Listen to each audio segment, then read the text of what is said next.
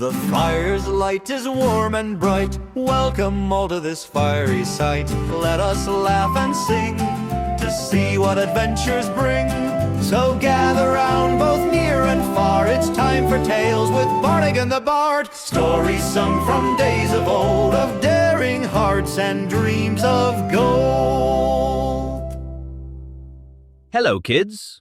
Welcome to my fire, where another story awaits.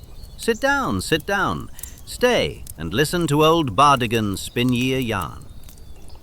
Tonight's tale begins on a quiet lake in the rolling Swan Hills, where there lived a duck named Melvin. And while Melvin has always been a happy duck, Woohoo! he couldn't see very well. What's that? A talking tree? Not a tree, Melvin. Just me, Bardigan. I'm telling the children how you ended up with those fine glasses of yours. Oh, glasses! That's a great story! I love that story! Well, I love any story, except the ones where I get lost. And Melvin loved something else even more. What's that? Eating. Bread! Bread! Yes, Melvin loves bread. But breakfast doesn't just waddle up and hop into a duck's mouth. A hungry duck must search the shoreline. Searching, not finding. And for poor Melvin, searching was always tricky. What he thought was a big patch of duckweed could very well be something else. Hey, that's my leg. Sorry, Puddle. Didn't see it there. Again. My leg is not a snack. Melvin always meant well. He liked everyone on the lake, but he couldn't help noticing everyone swam just a little farther away when he came near. Have a nice day, Melvin. I know you're there. I can hear you swimming. Then Melvin remembered something important. He loved seeds. Seeds! Oh, I love seeds!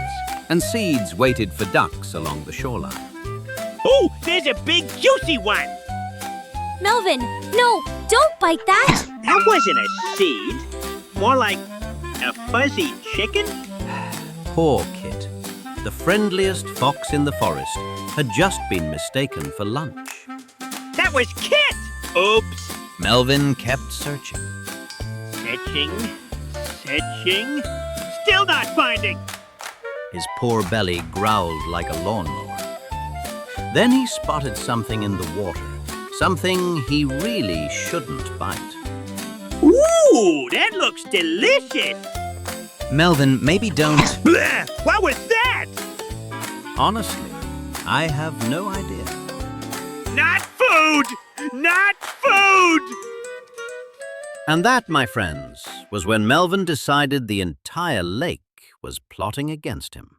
It started it! Why was that in the water anyway? So he gave up on lake cuisine. But there was one last hope. Really? The campsites. Where people are? Melvin had heard tales of a kind family who tossed bread right into duck mouths. I don't even need to see. They'll love me. So off he flew. And after a rather rough landing... Oof! I hope nobody saw that. He made his way up a small hill, around the same tree 3 times, and finally wandered into the campsite.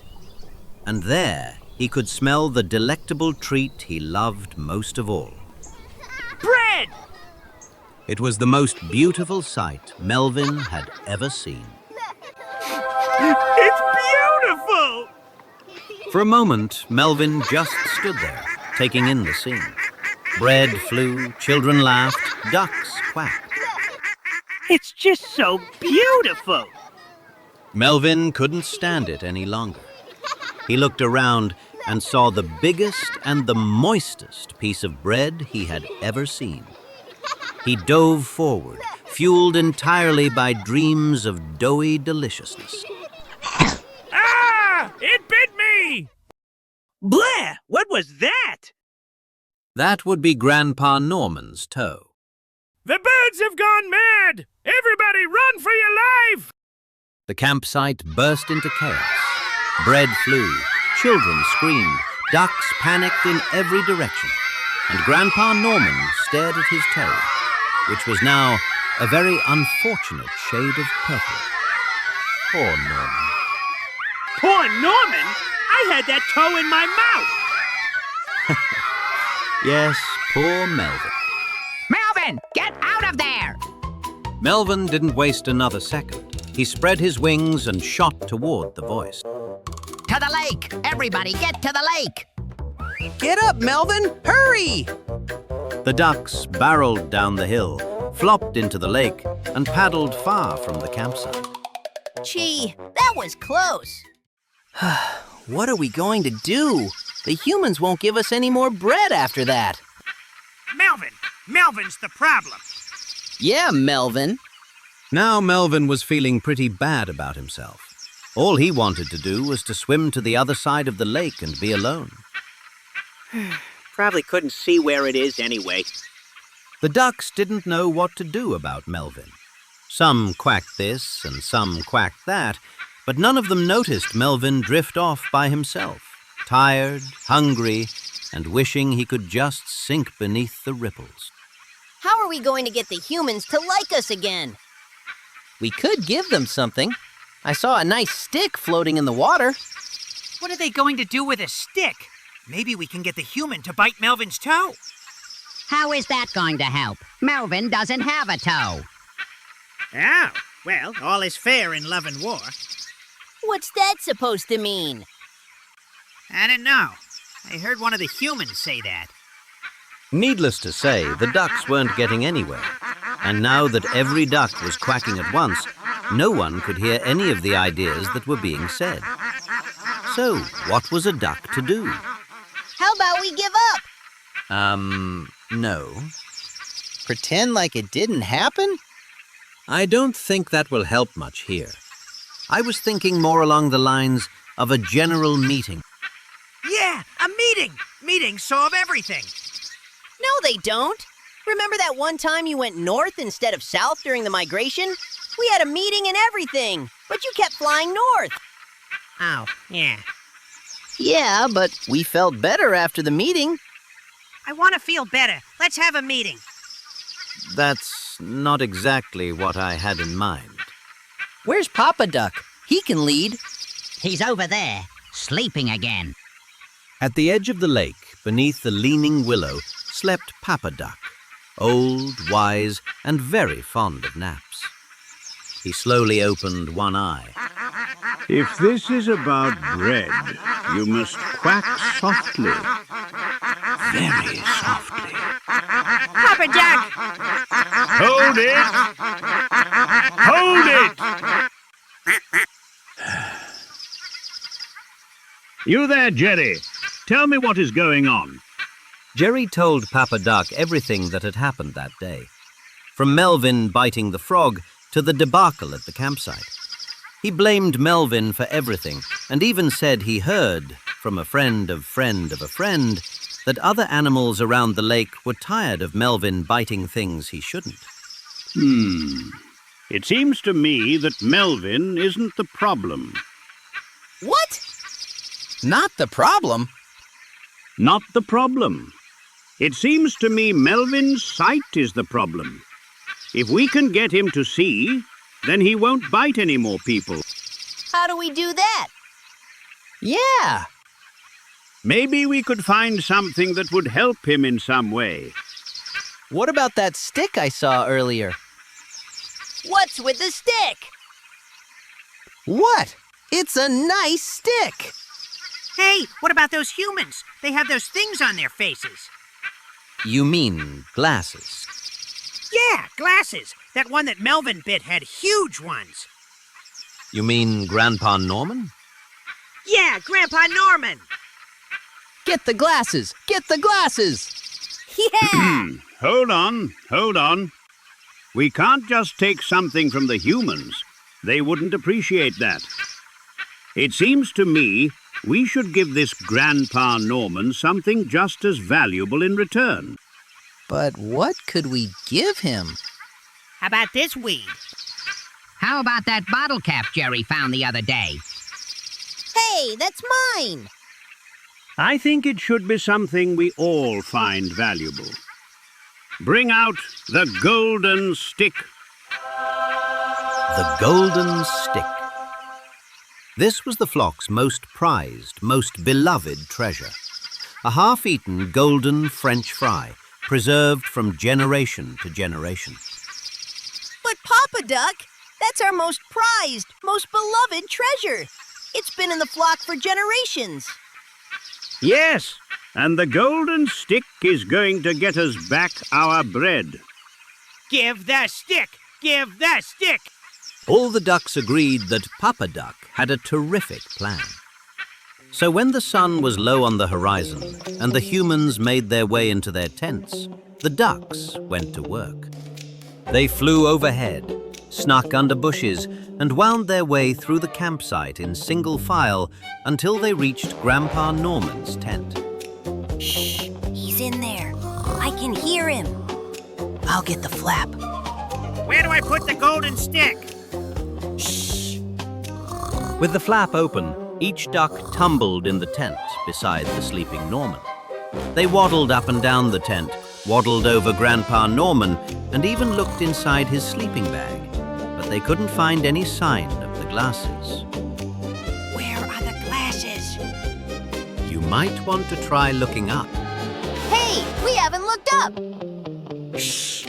And there they were, hanging from a little flap in the tent, those big, beautiful glasses. After some debate as to how to get them, they all decided it was best to climb on each other's backs and make a tower. Your foot is in my mouth. Sorry. The tower swayed to the left. Hold it steady. It swayed to the right. Ah, no, the other way. I got him. Shh!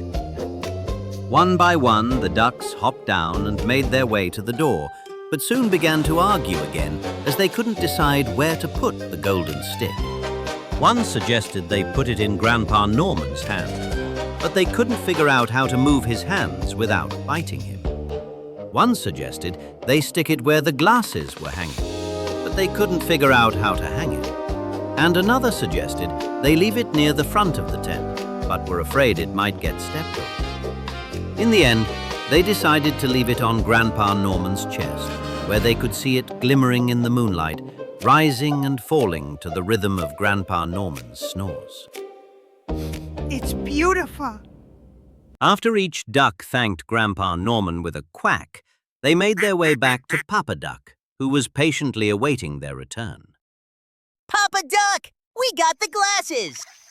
Ah, and a fine pair, too. Where's Melvin? He's here. Out from behind Papa Duck came an expectant-looking Melvin. While the ducks were on their covert mission, Papa Duck swam to the other side of the lake and convinced Melvin to come back to the flock, where a surprise would be waiting for him. Melvin, we got your glasses. Where? Over here, Melvin. At first, the glasses didn't fit, but after some thoughtful deliberation, they ended up winding some weeds around the glasses so they could rest on his head. Everyone was quite pleased with their work, and Melvin went around thanking each duck. Sherry, I didn't know you had an overbite. And that is how Melvin got his glasses. Although I think I should add one more detail. After that night, the ducks all felt that Grandpa Norman would be pleased as punch with his new prized possession, and that he would have completely forgot about the incident of Melvin biting his toe. So they paid Grandpa Norman a visit, with Melvin in the lead, hoping that this time he would be able to see and eat a nice, big, warm piece of bread. Oh, look! The ducks are back! And what a funny-looking duck leading the way! It's too bad I can't really see him. Here you go, little guy. Melvin saw the nice, big, warm piece of bread fly out of Grandpa Norman's hand with the clarity of an eagle's eyes. He opened his mouth, and for the very first time, Melvin tasted exactly what he'd been searching for all along. A soft, warm, delicious piece of bread. he didn't bite a single toe ever again. Well, almost never. That's all the time we have for now, kids. But remember, sometimes mistakes happen. But with good friends, you can work to make things right again. Until we meet again.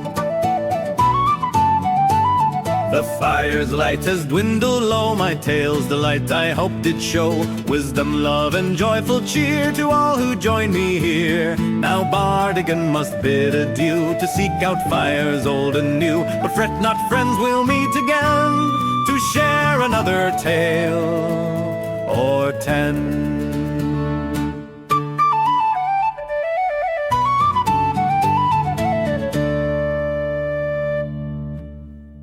Well, friends, thanks for spending some time with me here at Westraman40 Studios. I hope to bring you more stories like this in the days ahead. This little tale was loosely inspired by a real camping trip with my kids. And yes, a duck really did bite Grandpa's toe. And yes, Grandpa's name truly is Norman. Before you go, my kids and I would love to share a fun song we put together in honor of that memory. You can find this one and all the songs from today's story in the kids' playlist right here on the channel. Thanks again for listening. We were camping by the lake, just a stone's throw away. The fire popped and cracked like it had something to say. Norman leaned back with his old fishing cap. When trouble waddled in, it was a sneaky little trap. Oh, Norman. Oh, no. You didn't see the fall.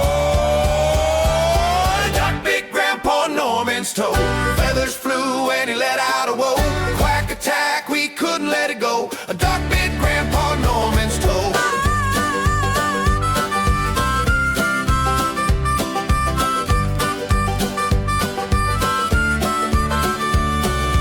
Marshmallows froze in the air mid-flight. The duck looked guilty but ready to fight. Grandpa hollered, "It's a bird gone mad." We laughed so hard we forgot to feel bad. That duck had no shame, he strutted off proud. Grandpa shook his fist and he shouted real loud, "Next time I see you, you better beware." But the duck just quacked like it didn't care. The duck bit